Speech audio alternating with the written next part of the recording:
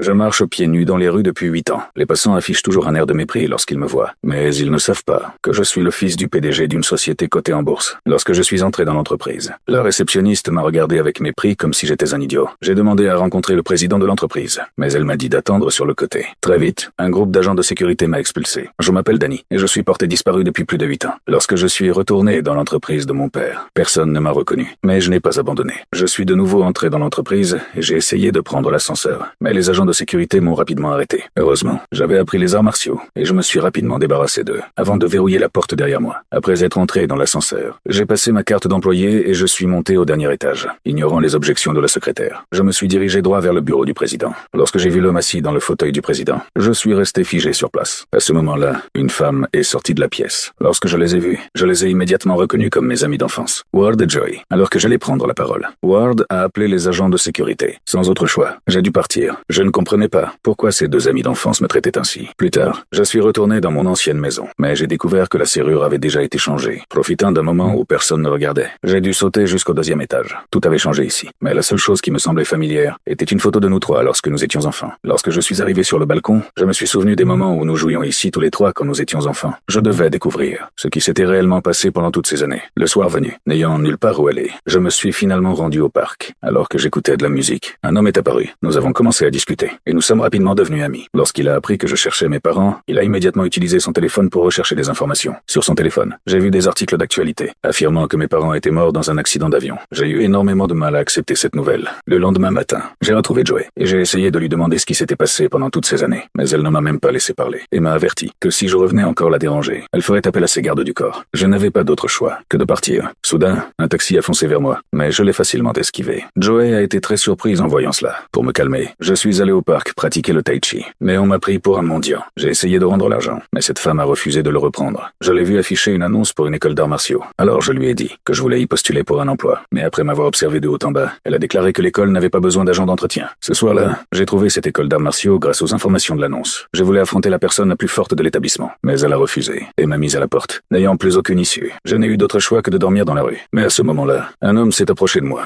et a tenté de m'attaquer avec une matraque. Heureusement, j'ai réagi rapidement et me suis défendu. Lorsque j'ai vu son visage, j'ai découvert qu'il s'agissait du garde du corps de Joey.